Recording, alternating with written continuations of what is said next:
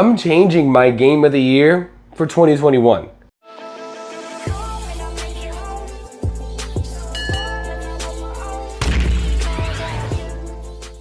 Now, originally, my 2021 game of the year was It Takes Two, and while it's still an incredibly dope game, and it was some of the most fun I've ever had while gaming in general because I got to enjoy it with my favorite person ever being, of course, my wife, right?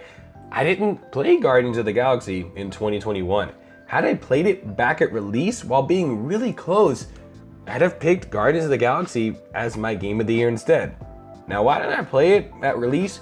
Well, I had spent money on Back 4 Blood and Alan Wake Remastered already that October. And still coming out in October, I had committed to buying Fatal Frame Maiden of the Blackwater, as that was going to release shortly after Guardians. And I always scoop up horror games when I can because my wife likes to watch me play those. But I had always heard good things about Guardians of the Galaxy, and since it was available on the new PS Plus, which is essentially PlayStation's version of Game Pass, I was really hyped to finally play this game. But Guardians of the Galaxy, the game, was really just an awesome Guardians of the Galaxy movie that you could play through with some really good gameplay thrown in the mix. I mean it, when things start to click and all of the Guardians are working in tandem at your command, combat has this like euphoric flow to it. It's hard to describe, but it just feels so damn good to play. And the story surprised me too because I didn't expect it to have so many endearing moments while also landing its comedy really well. But it pulls it all off here. There's story moments that focus on each of the Guardians individually, and it just pulls in your heartstrings, specifically the stuff that deals with Rocket and Groot. I'm a sucker for those two. And later on, segments between Peter, Corel, and Nikki specifically. Drax and Gamora's moments are just as touching too. There's aspects to these characters' personality and story-wise that are displayed in the game that I am so sad we don't get out of the MCU Guardians of the Galaxy team, specifically Mantis. Now, she isn't in the game all that often. There's 16 chapters, I think, and she's a major part of like 3 to 4 of them maybe. But when she is present, she is amazing and she absolutely steals the show, from her design to her voice actor who absolutely kills it, to her personality and role in the story. All of it is just so dope. She even had me cracking up a few times. Now, the MCU Mantis, because of her origin in the MCU specifically, I don't think could ever truly be like this Mantis. And I don't mind MCU Mantis at all. I find her character really enjoyable to watch, but seeing how she is here does make me wish that, like in the future MCU stuff, whenever we do get Mantis in it, she takes some traits of this version of the character present in this game. The game also just looks solid. There's a wide variety of really beautiful locations we get to experience, and at least on PS5, focusing on performance, it's pretty damn graphically impressive.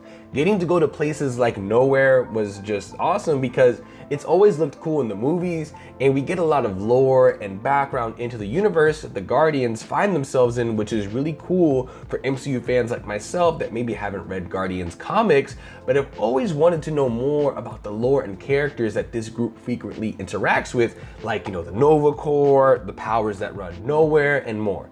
Oh, and the music was obviously really good, right? Pulling mostly, 80s and 90s hits, and the music is actually a part of the gameplay too, as there's like a desperation move that your party can do called the Huddle, and if it's done successfully, you can do super moves as much as you want and just absolutely crush and annihilate enemies, all while music from the licensed soundtrack starts bumping in the background. It's honestly so dope, it's great. Back to the plot as a whole, and not individual characters' story moments specifically, it's really good. Light spoilers, but like I mentioned previously, this thing between the characters Peter, Corel, and Nikki is at the center of the story here, and I liked it. It had me even in my feels a few times, but overall, it truly is a galaxy-spanning adventure, and I enjoyed it a lot.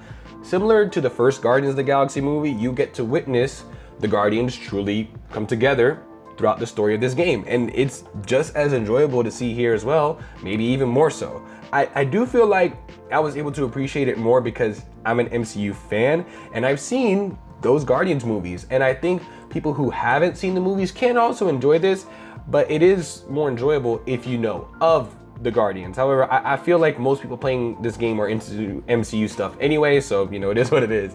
Like I also said previously though, the comedy lands, and often there's times where character dialogue, just as like we're walking to an objective, got a chuckle or a smile out of me. And there's also moments during cutscenes that just had me laughing for like a good little while. It's overall a pretty funny game. It also went places plot-wise that I was legitimately surprised. There were turns the story took and big plot moments that happened that made me audibly go, oh shit.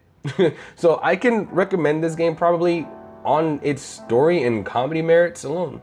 Overall, now that it's on both Xbox Game Pass and PlayStation Plus Extra/Premium, there really is no reason to not check out this game if you missed out on it up until now, like I have. All of that is why I think Guardians of the Galaxy is actually most deserving of being my 2021 Game of the Year.